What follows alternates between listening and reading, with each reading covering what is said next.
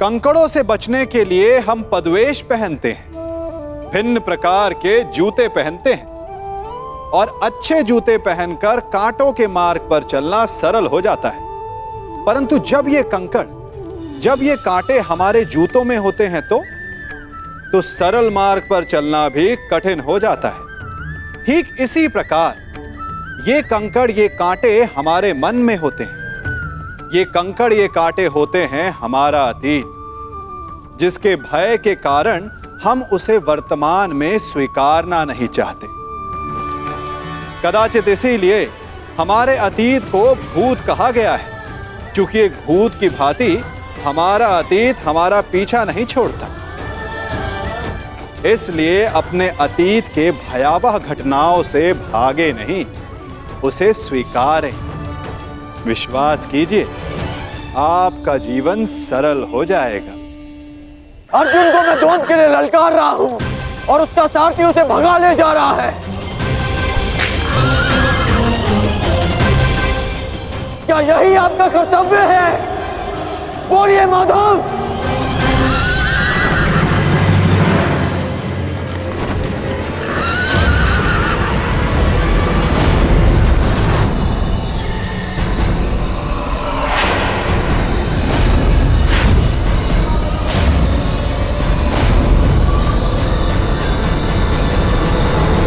मेरे प्रश्नों का उत्तर दीजिए माधव। चयन पर सबका अधिकार है अंगराज। तुमने प्रश्न करने के अधिकार का चयन किया और मैंने उत्तर ना देने का। कर्तव्य, कर्म और धर्म स्थापना में हर कोई अपना अपना पात्र निभा रहे हैं कर्ण। तुमने अपना कर्तव्य चयन किया और मैंने अपना। क्या इस युद्ध के मध्य में मैंने तुमसे कभी पूछा कि न्याय क्या है?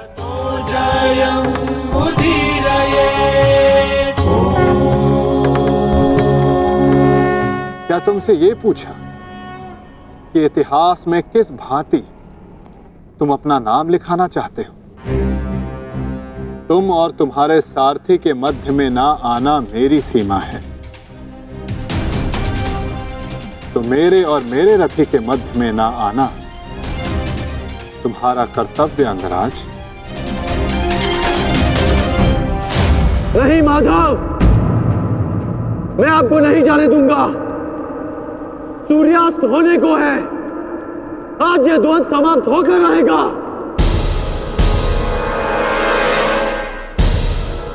तो ठीक है अंगराज, तुम अपना महारथी होने का कर्तव्य पूर्ण करो और मैं सारथी होने का कर्तव्य निभाऊंगा। केवल शब्दों के बाणों से अर्जुन और वासुदेव को नहीं रोक पाओगे कर्ण। उसके लिए तो महा दिव्यास्त्र चाहिए। मेरे धैर्य को मत ललकारिए माधव। मैं इस युद्ध के लिए कुछ भी करूंगा। यदि आप ना रुके तो मैं दिव्यास्त्र का प्रयोग करूंगा। मैं ब्रह्मास्त्र का प्रयोग करूंगा।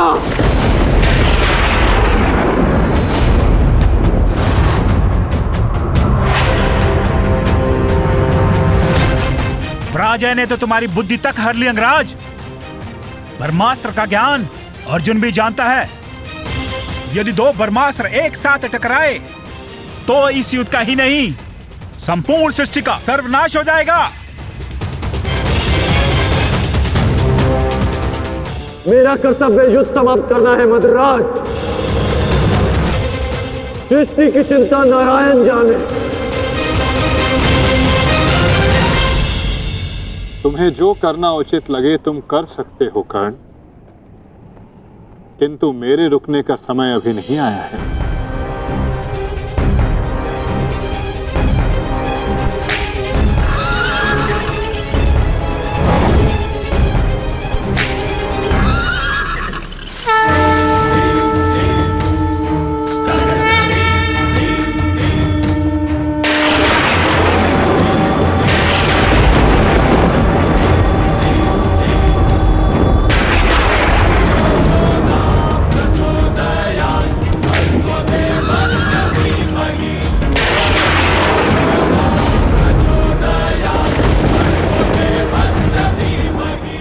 नहीं पार्थ।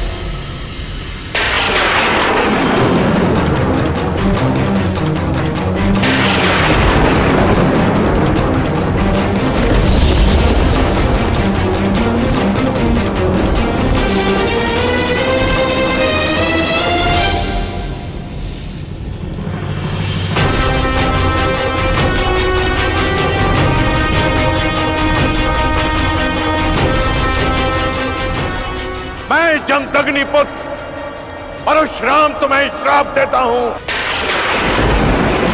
कि मेरे द्वारा दिए गए दिव्यास्त्रों का तुम उपयोग नहीं कर पाओगे। जिस समय तुम्हें इन दिव्यास्त्रों की सबसे अधिक आवश्यकता होगी, उस समय तुम इसके अनुसंधान की विधि भूल जाओगे।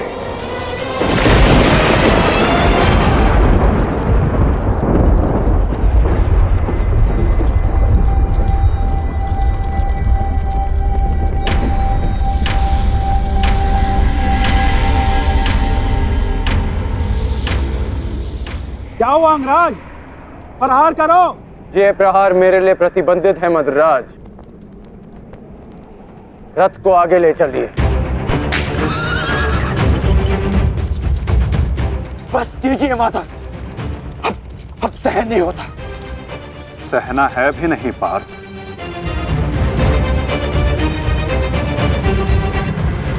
अब समय आ गया है।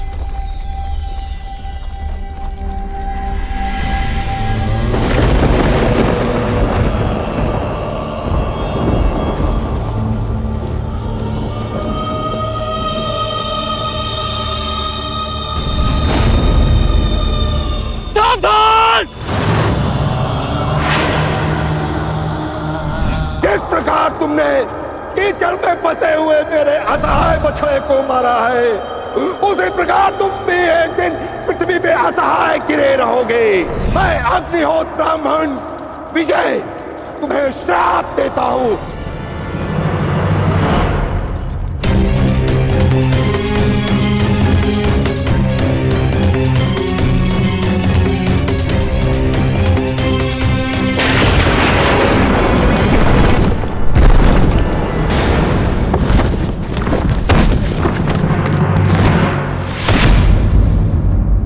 समय आ गया है पार्थ।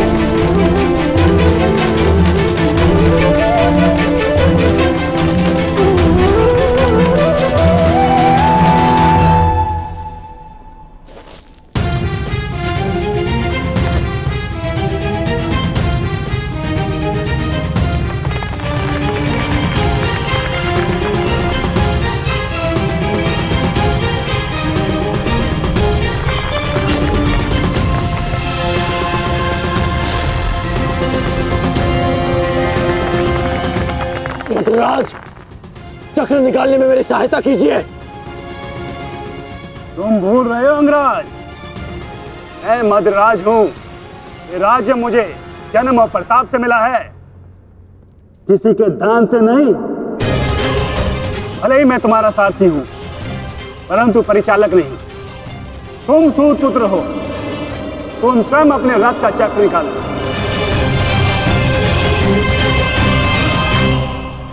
समझ आया महारथी सूत पुत्र?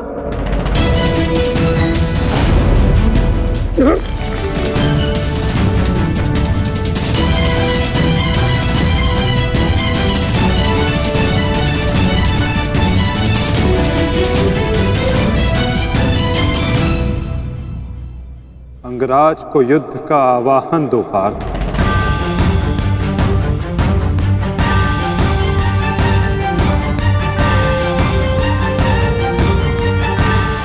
परंतु माधव, वो अभी वीरत है, शस्त्रहीन है।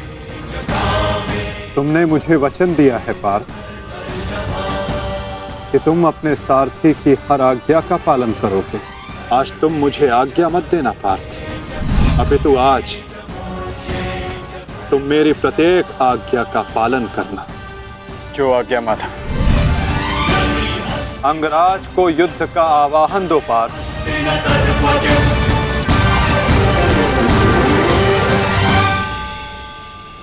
अंगराज, मैं तुम्हें युद्ध के लिए आवाहन करता हूं।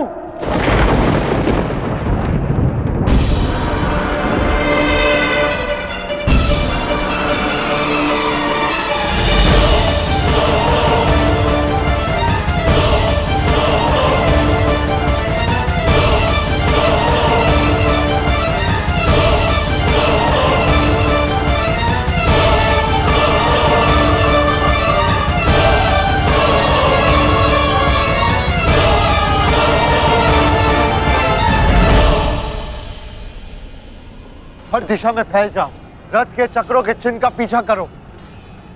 हमें शीघ्र ही अर्जुन तक पहुंचना है। सारथी, आगे बढ़ो।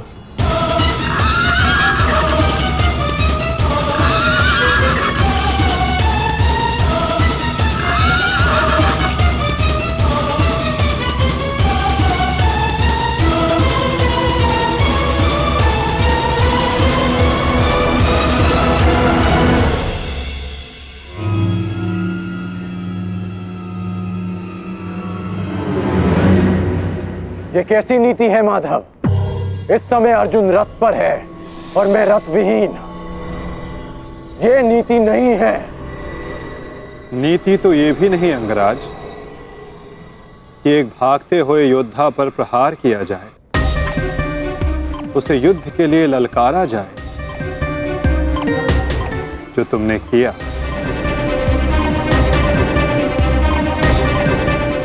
आप कह रहे हैं तो उचित ही होगा माधव, परंतु युद्ध से पूर्व मुझे अपने रथ का चक्र निकालने दीजिए।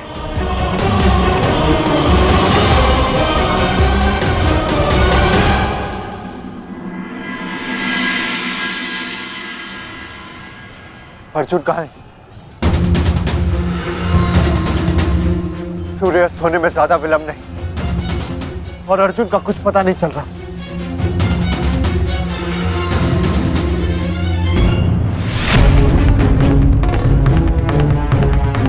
माधव रथ को उस ओर ले गए थे, हमें उस तरफ चलना चाहिए।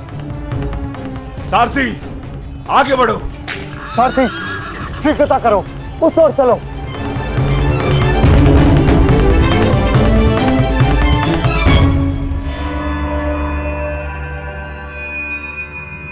नहीं अंगराज,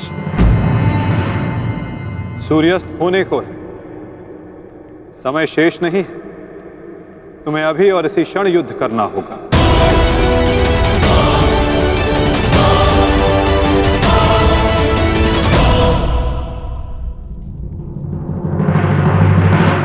आपने हमारे ज्येष्ठ का सत्य हमसे क्यों छुपाए रखा? बताइए माता।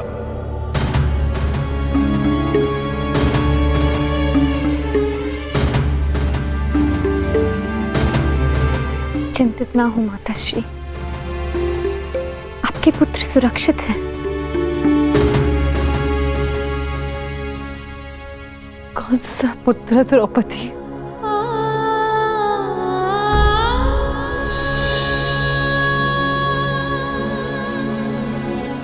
तुम भी एक माता हो यज्ञसेनी, यदि तुम्हें विकल्प दिया जाए कि तुम्हारा एक पुत्र जीवित होगा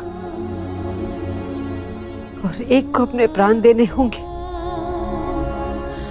तुम किसे चुनोगी? बताओ द्रौपदी, क्या ऐसा निर्णय लेने का साहस है तुम्हें? उत्तर दो मुझे।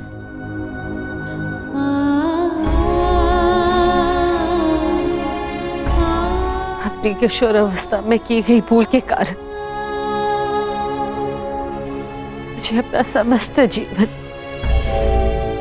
इस रहस्य के साथ व्यतीत करना पड़ा। मैं अपनी इस भूल का पश्चाताप अपने पूरे जीवन में नहीं कर पाऊंगी।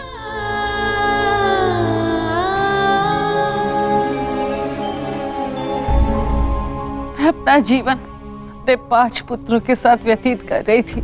एक माँ होने का पूरा कर्तव्य निभाया मैंने, किंतु मेरा एक पुत्र जिसे ना पिता का नाम मिला ना माता का स्नेह, वो अपने समस्त जीवन में एक पुत्र होने के समस्त सुखों से वंचित रहा। और मैं एक अभागन माता उसके लिए कुछ नहीं कर पाई। कर्ण के साथ जो मैंने अन्याय किया उसके लिए मैं स्वयं को कभी क्षमा नहीं कर पाऊंगी। बताओ मुझे, भला एक माँ अपने किसी पुत्र की मृत्यु का चुनाव कैसे करे? किसकी दीर्घायु के लिए प्रार्थना करूं? यदि एक के जीवन के लिए प्रार्थना करती हूँ तो उसका अर्थ ये होगा कि दूसरे पुत्र की मृत्यु के लिए प्रार्थना करना। किसके लिए प्रार्थना करूं? उस पुत्र के लिए जो सदैव मुझसे दूर रहा है, जिसे कभी अपने वास्तविक माता पिता का स्नेह नहीं मिला, या उस पुत्र के लिए जो सदैव हमेशा मेरे साथ रहा है, इसका पालन पोषण मैंने अपने हाथों से किया है। बताओ द्रौपदी, मैं किसके लिए प्रार्थना करूं? किसके लिए?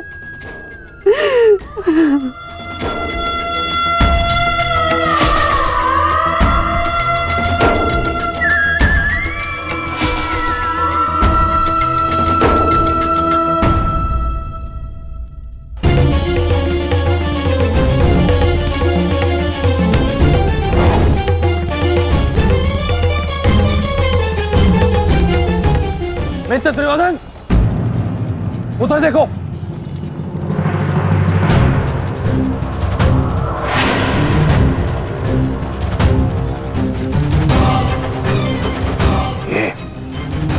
ये पांडव एक साथ उसी ओर जा रहे हैं जिस ओर मित्र कर्ण गया है, अर्जुन के पीछे। अवश्य कोई योजना है, अवश्य कोई योजना है। मुझे कर्ण की सहायता के लिए उसके पास जाना होगा। अश्वत्थामा, मित्र, तुम्हें क्या लगता है इसमें पांडवों की क्या मंशा है?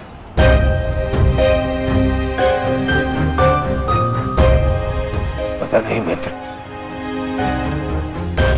परंतु मेरा हृदय कह रहा है कि कर्ण किसी संकट में है। मुझे जाना होगा। सारथी, चलो। आज जो हो रहा है वो तुम्हें अनीति लग रही है कर्ण? स्मरण करो, जो तुम सबने मेरे पुत्र अभिमन्यु के साथ किया, क्या वो नीति थी? क्या वो धर्म था? उस निहत्थे पर तुम सबने निर्दयता से प्रहार किए।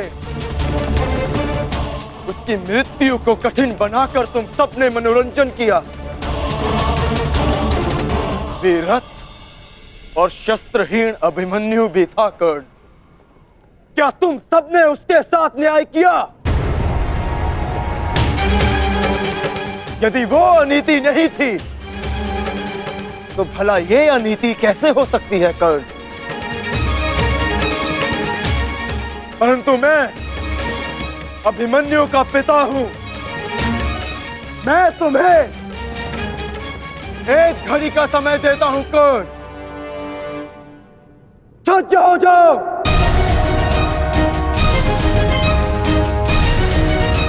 भद्रराज, मुझे मेरा विजय धनुष दीजिए। जब तक मेरे गुरु का विजय धनुष मेरे हाथ में है, कोई मुझे परास्त नहीं कर सकता। शीघ्र कीजिए।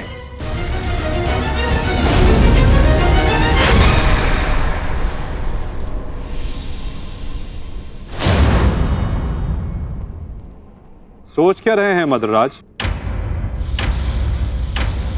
क्या एक सारथी की भांति आप आज्ञा का पालन करेंगे, या नकुल और सहदेव के मामा होने के नाते विश्वासघात?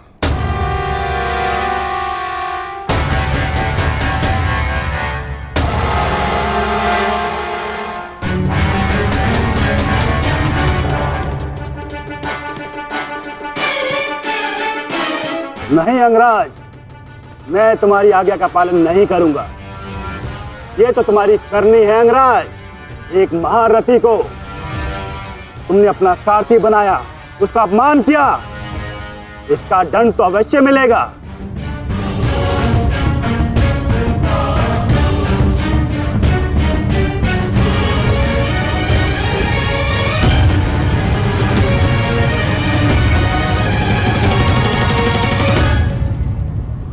मैं अपने रथ का चक्र निकाल रहा हूं। यदि पीठ पे वार करना चाहते हो तो करो अर्जुन।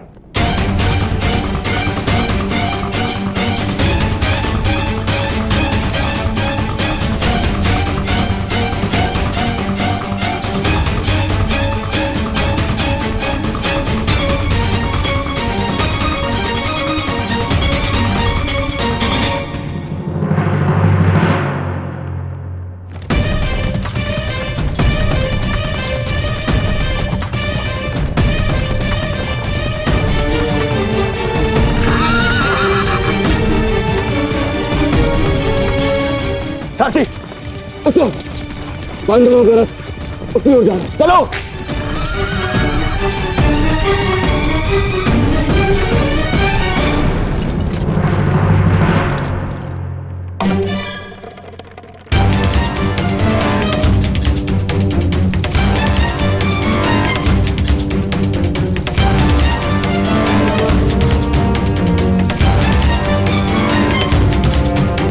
समय समाप्त हो रहा है पार्थ, सूर्यास्त होने वाला है। कर्ण को अंतिम चेतावनी दो पार्थ।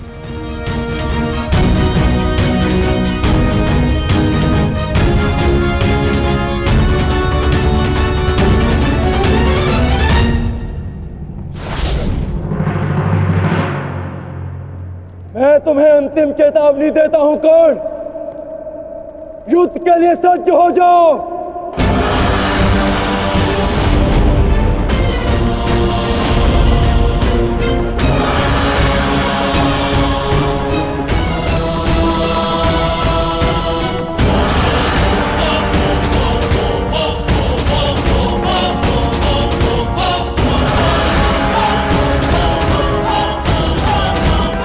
भद्रराज, मुझे मेरा विजय धनुष दीजिए। चेतावनी का समय समाप्त हुआ पार्थ। बाण संधान करो।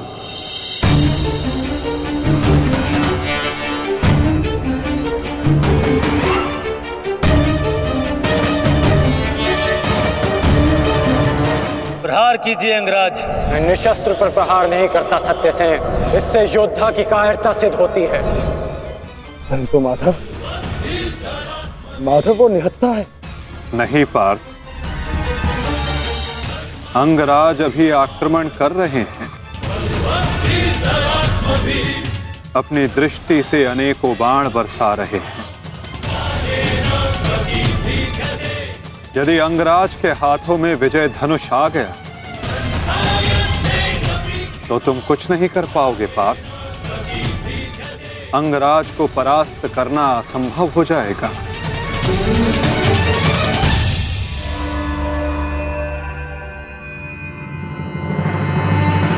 प्रहार करो पार्थ, प्रहार करो।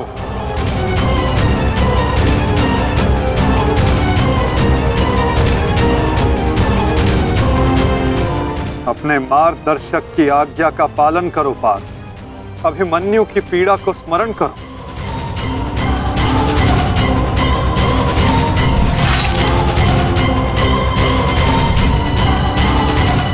प्रहार करो पार्थ, प्रहार करो।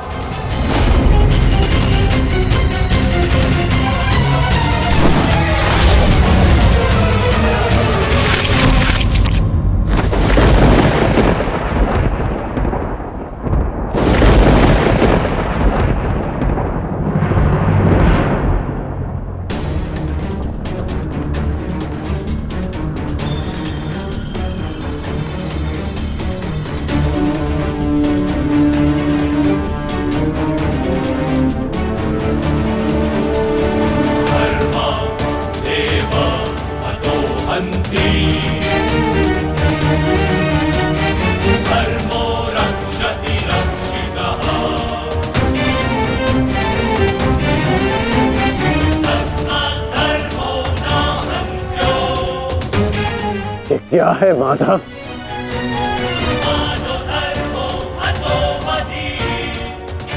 अंत। अधर्म की नींव को गिराने के लिए भवन के सुंदर कंगूरे का भी अंत करना पड़ता है कर्ण।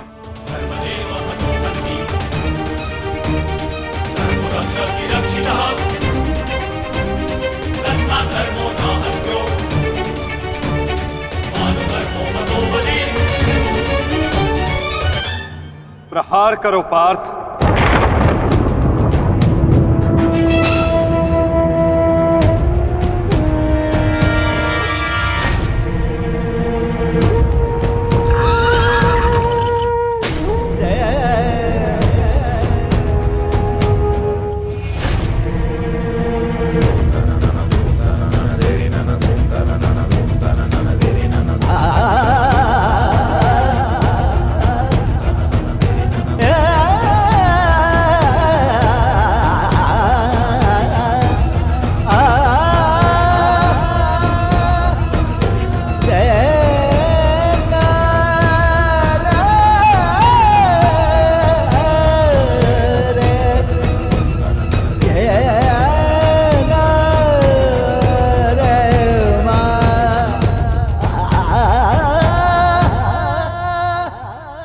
समय व्यर्थ मत करो पार्थ।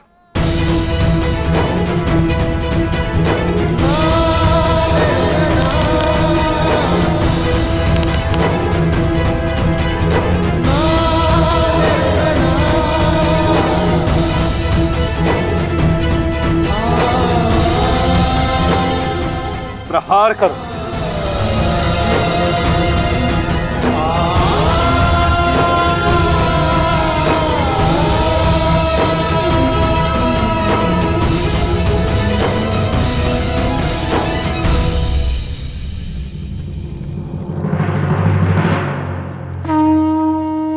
नहीं अर्जुन, रुक जाओ।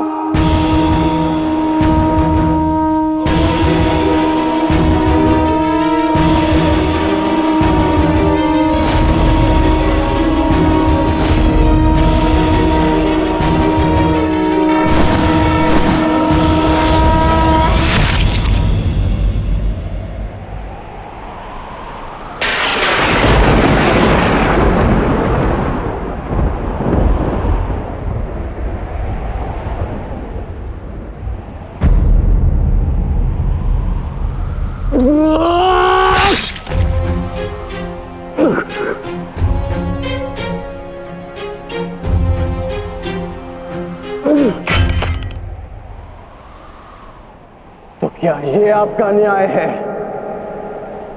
क्या इसीलिए आप मुझे मोरपंख हो जाने के लिए कह रहे थे? उत्तर दीजिए, उत्तर दीजिए, उत्तर दीजिए, उत्तर दीजिए, उत्तर दीजिए।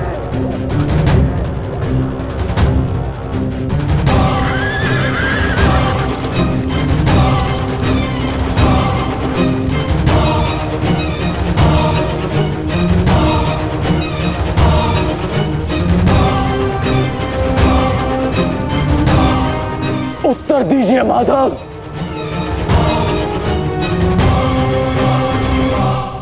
उत्तर बहुत लंबा है कर्ण, और समय बहुत कम।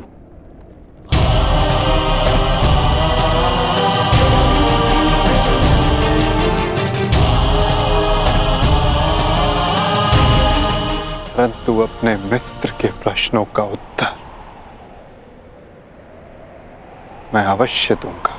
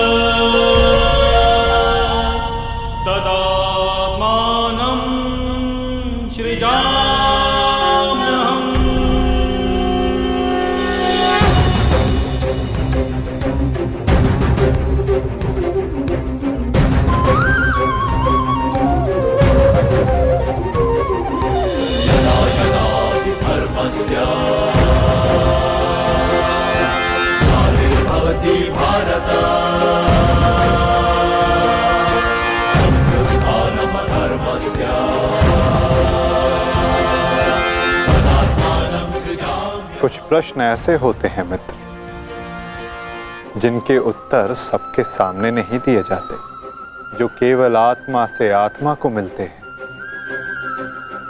अब समय थम गया है, पूछो, क्या प्रश्न है तुम्हारे मन में?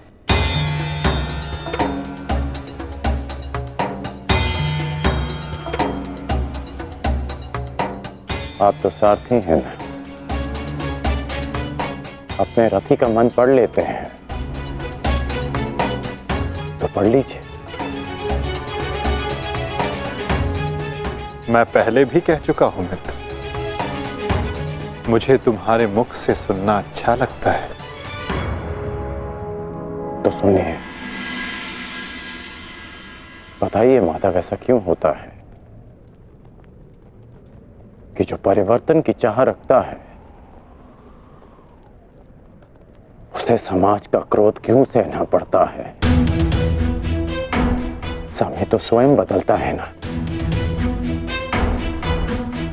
तो वो परिवर्तन का विरोध क्यों करता है? परिवर्तित होना समय की प्रकृति है मित्र, और परिवर्तन का विरोध करना अधिकतर लोगों की प्रकृति।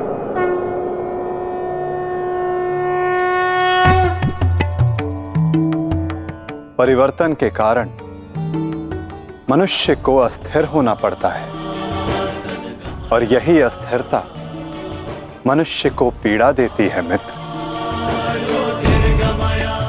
इसी कारण समाज परिवर्तन के विरुद्ध खड़ा होता है, परिवर्तन करने वालों को पीड़ा देता है, ताकि वो परिवर्तन के मार्ग से हट जाए। तो क्या इस विरोध के फलस्वरूप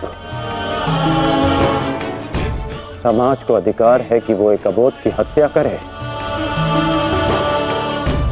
क्या दोष था मेरे भाई शोन का? यही कि उसने वेद पाठ किया। उसके लिए उसके मुख में पिघला स्वर्ण भर दिया गया।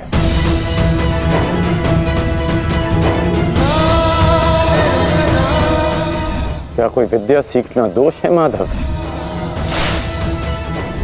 आप ही कहते हैं ना कि सबकी आत्मा एक है। यदि ऐसा है माधव, तो शरीर को जाति के बंधनों में क्यों बांधा जाता है? क्यों गुरु द्रोण ने मुझे जाति के नाम पर शिक्षा नहीं दी? मैं केवल और केवल राजकुमारों को ही शिक्षा देता हूं। विश्व के इतने घातक अस्त्र होने के पश्चात भी रंगभूमि में क्यों मुझे प्रदर्शन करने से रोका गया? तुम्हें द्वंद्व की अनुमति कदापि नहीं मिल सकती। अर्जुन कुरुवंशी है, अर्जुन क्षत्रिय है, अर्जुन राजकुमार है, और तुम केवल एक सूत पुत्र हो। सूत पुत्र। क्यों हर बार मेरे कौशल को सूत पुत्र कहकर दबा दिया जाता है?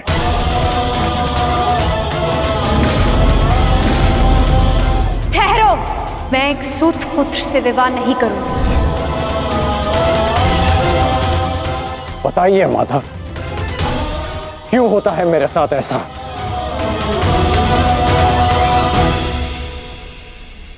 चूंकि तुम विशेष थे कर्ण, चूंकि भाग्य ने तुम्हें परिवर्तन के युद्ध का योद्धा चुना, और जो विशेष होते हैं उनकी परीक्षाएं भी विशेष होती हैं। जो अग्नि बुझाने का प्रयत्न करते हैं उनके हाथ भी जलते हैं मित्र।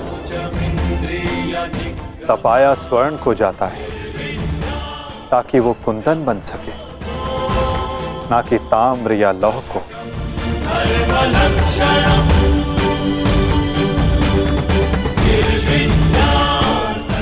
मेरी दृष्टि से देखो मित्र, आज तुमसे बड़ा पराक्रमी, तुमसे बड़ा शूरवीर और कोई नहीं मेरी दृष्टि में। अर्जुन भी नहीं मित्र। परिवर्तन की चिंगारी जो तुमने संसार में लगाई है मित्र, वो एक दिन सूर्य बनकर समस्त संसार को अलौकित करेगी, संसार को आशा देगी। परंतु मेरे जीवन में आशा की किरण आप थे माधव। आप मेरी प्रेरणा थे। फिर क्यों अन्याय किया आपने मेरे साथ? आप तो जानते थे ना कि मैं सूत पुत्र नहीं हूं। फिर क्यों सदा मेरे और अर्जुन के द्वंद्व को रोका आपने? और आज भी युद्ध भूमि से दूर मुझे आप यहां ले आए। क्यों धर्म के रथ पर बैठकर आपने अधर्म का बाण चलाया? क्यों माधव?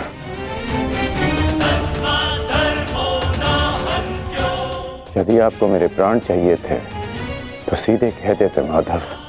मैं प्रसन्नता से अपना शीश काटकर थाली में आपको भेंट कर देता।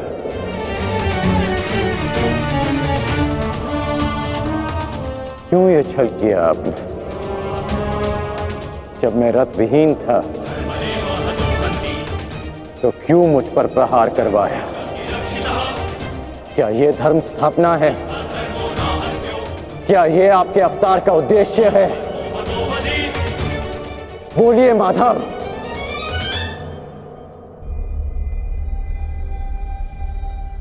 आप उत्तर क्यों नहीं दे रहे हैं? अर्जुन से पूर्व मैं आपका रथी था, आप मेरे सारथी थे, और आप ही कहते हैं ना कि सारथी रथी का मन पढ़ लेता है। तो आज क्या हुआ? आपको मेरे प्रश्न पता है, फिर उसके उत्तर क्यों नहीं दे रहे हैं आप? बोलिए।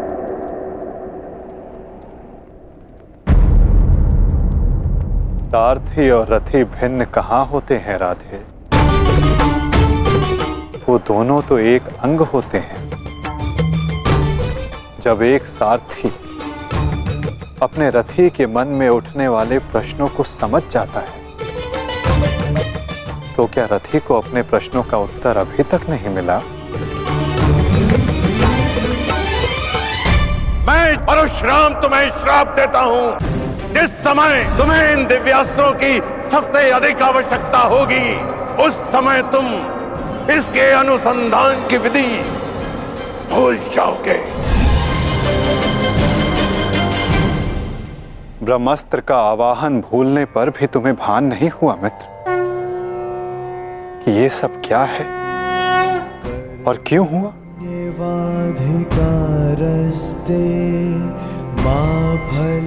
तुम्हें यहाँ खींच कर लाना मेरी विवशता थी मित्र। कर्म फल है दुर्भुः, ताकि परिवर्तन के इस शरीर पर श्रापों और पापों का बोझ उतारा जा सके।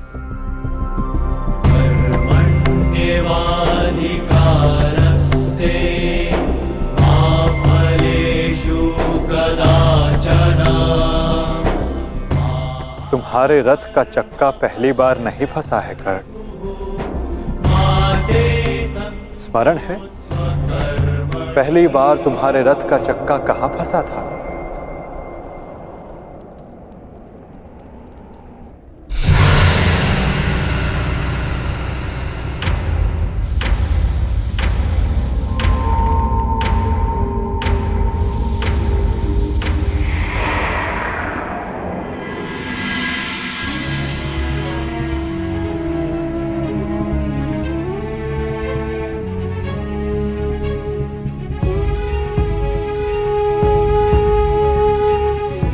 ये स्थान स्मरण है मित्र? स्मरण है कि हम किन परिस्थितियों में पहली बार मिले थे?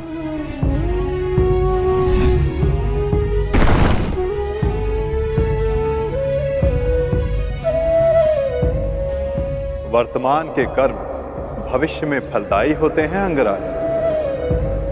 कोई ऐसा कार्य मत करना कि भविष्य पीड़ादायी हो। कर्म मनुष्य के मार्ग चुनने से निश्चित होता है अंगराज। प्रश्न ये करना चाहिए कि मार्ग कौन सा चुना जाए, क्योंकि लक्ष्य उत्तम होने पर भी यदि मार्ग अनुचित हो तो लक्ष्य प्राप्ति असंभव है।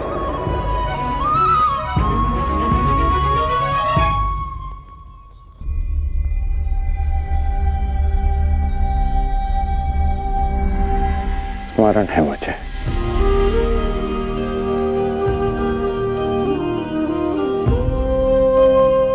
मैं प्रारब्ध बदलना चाहता था मित्र, किंतु दुर्भाग्य समय प्रबल है। तुम्हारे वचनों के कारण, श्रापों के कारण और पापों के कारण इस वर्तमान स्थिति में आना ही पड़ा कर्ण। वचन और श्राप, इन दोनों का बोझ मैं समझता हूं, परंतु पाप,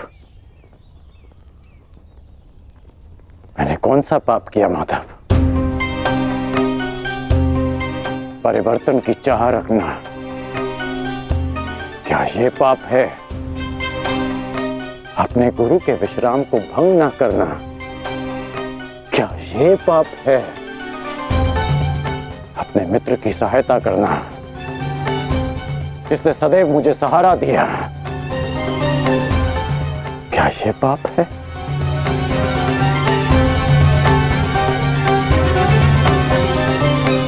मौन क्यों हैं आप? बताइए।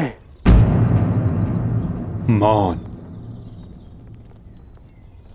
यही मौन तुम्हारा पाप था मित्र। तुम्हारी चुप्पी तुम्हारा अपराध था। पांचाली के वस्त्र हरण पर तुम्हारे शस्त्रों का मौन रहना अपराध था मित्र। होश में आओ दुर्योधन, तुम्हारा प्रतिशोध पूर्ण हुआ, मत करो यह अनर्थ। प्रतिशोध तो अभी आरंभ हुआ है मित्र, और अब इसके मध्य में तुम्हें भी नहीं आने दूंगा।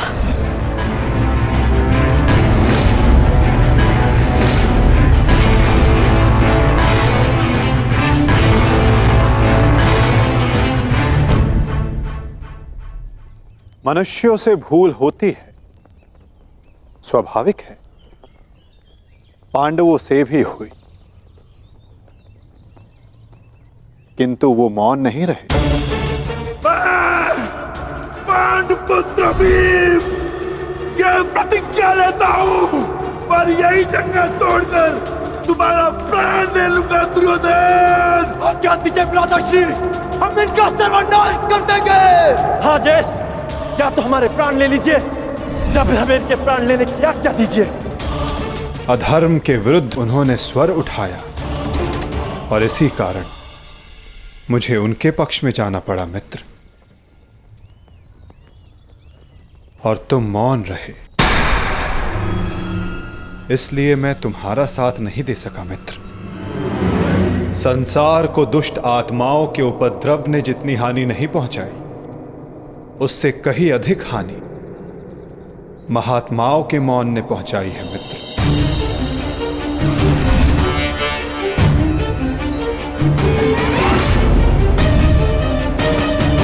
अभिमन्यु के वध पर तुम्हारा मौन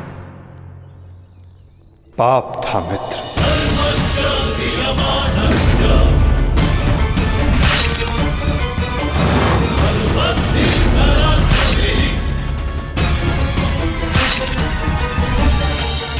दुर्योधन के हर उठते स्वर पर तुम्हारा दबता स्वर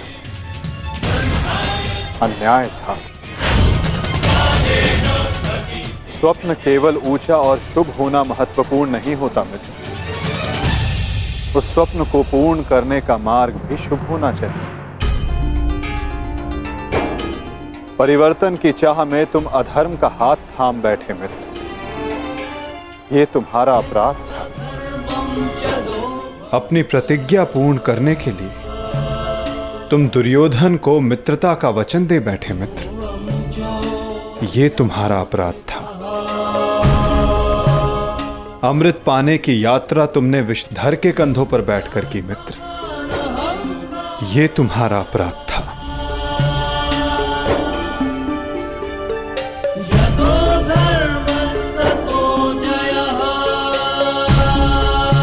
समय बहुत कम मनुष्यों को संकेत देता है कि उनका चुना गया मार्ग अनुचित है।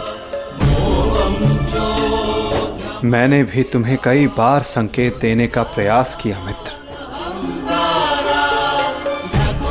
अवसर तुम्हें मिला था मित्र, कई बार मिला था, किंतु अपने वचन के कारण तुम सत्य के मार्ग पर ना आ सके मित्र, ये तुम्हारा अपराध था। अवश्य तुम थाली में सजाकर मुझे अपना सर दे देते, किंतु उनसे उन पापों का, उन श्रापों का भार कम नहीं होता मित्र, जिनको तुमने अपने कंधों पर लादा हुआ है। हम सब अपने चयनों का उत्पाद होते हैं मित्र, हमारे चयन ही हमारा प्रारब्ध निश्चित करते हैं, और आज इस पल का निश्चय तुम्हारे चयन ने किया है।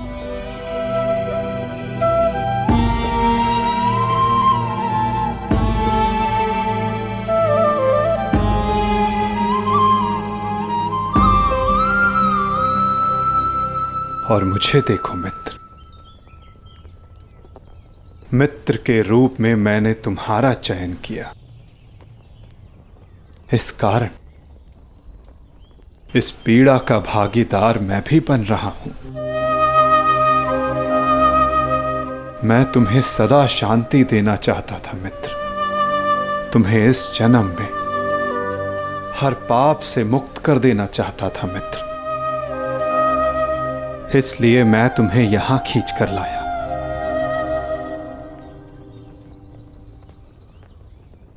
मुक्त हो जाओ मित्र, मुक्त हो जाओ कर्ण।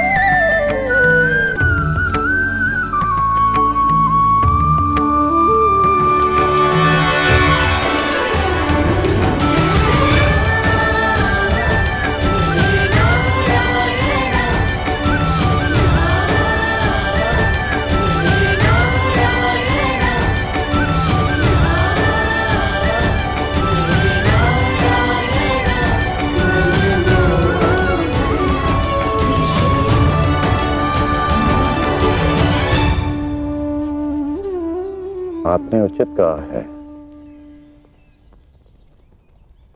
कि हम सब अपने चयन का उत्पाद हैं।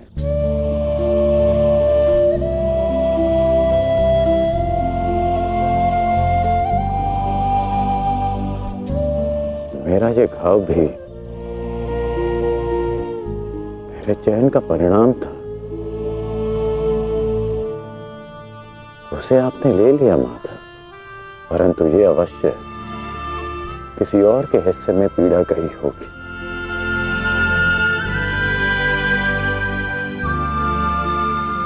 ये पीड़ा किसके हिस्से में गई होगी माता? उससे जो नहीं चाहता कि किसी और को पीड़ा सहनी पड़े। पीड़ा को टाला नहीं जा सकता मित्र, किंतु बांटा अवश्य जा सकता है। एक मित्र ही मित्र की पीड़ा बांटता है।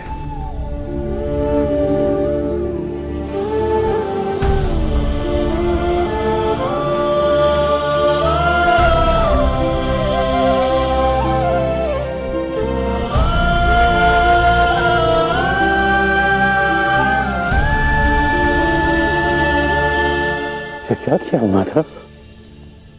ये क्यों किया आपने? तुम उस राजसभा को भूल गए मित्र, भूल गए कि ये युद्ध मैं ही हूं, और इस युद्ध में चलने वाला अस्त्र और शस्त्र भी मैं ही हूं मित्र।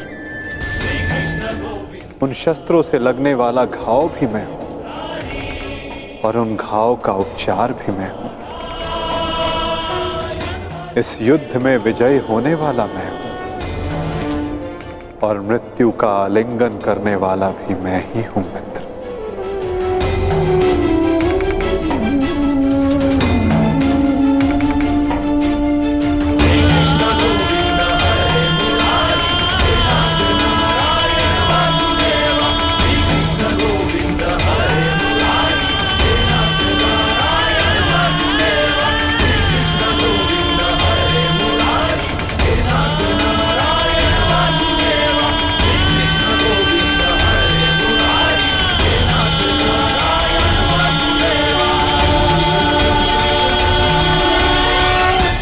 हम दोनों मित्र हैं।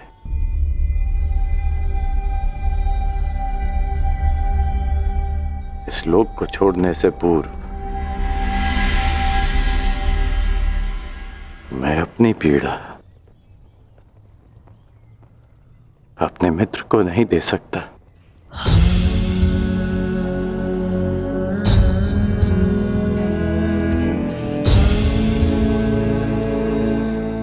माता, मेरे जीवन रथ को अंतिम लक्ष्य पर ले चलिए, ले चलिए माता। मैं प्रसन्न हुआ मित्र। एक समय था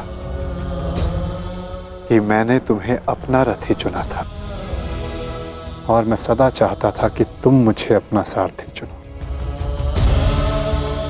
अंतिम क्षणों में ही सही, किंतु आज तुमने मुझे अपना सारथी चुना मित्र।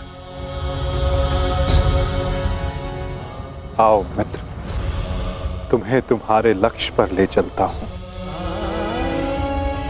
सूर्यास्त होने से पूर्व तुम्हें वहां पहुंचना है और विश्राम करना है मित्र।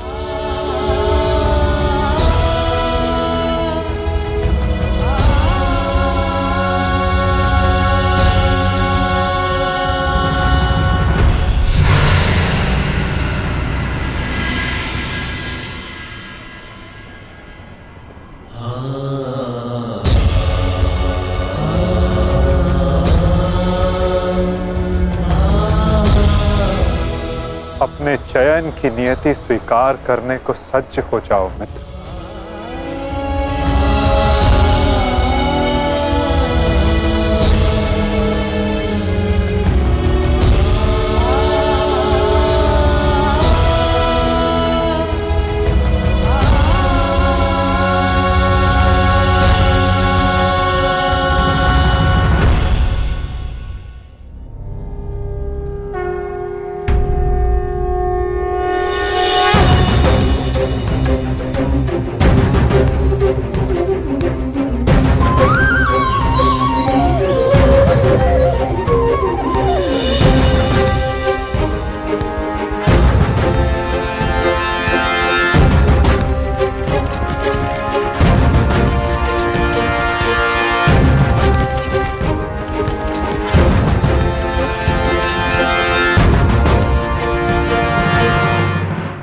करो अंगराज को पार्थ।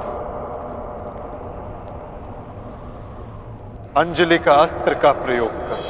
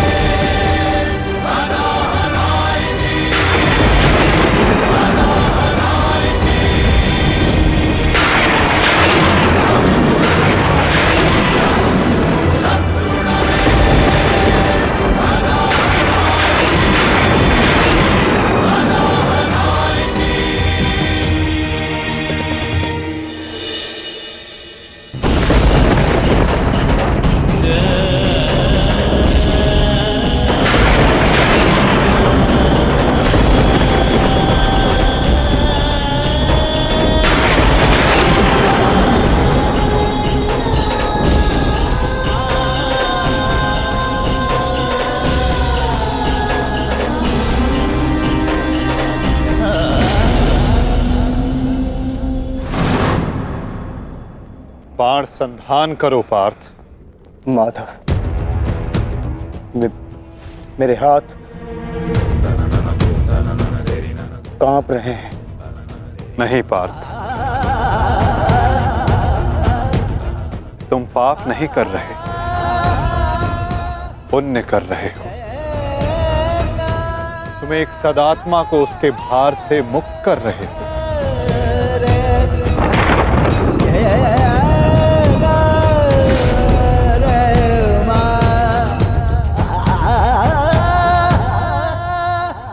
हे मृत्यु, तैयार यदि तू आने को, प्रसन्न मुखा। द्वार खुला है, तेरा स्वागत प्रसन्न मुखा।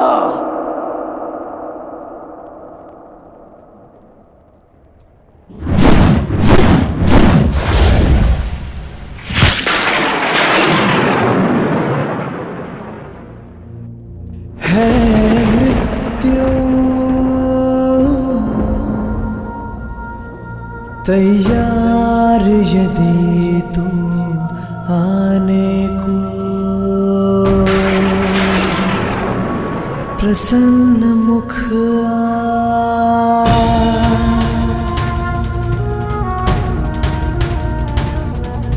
द्वार खुला है, तेरा स्वागत वीर खड़ा द्वारे अभयागत। द्वार खुला है, तेरा स्वागत वीर खड़ा द्वारे अभयागत।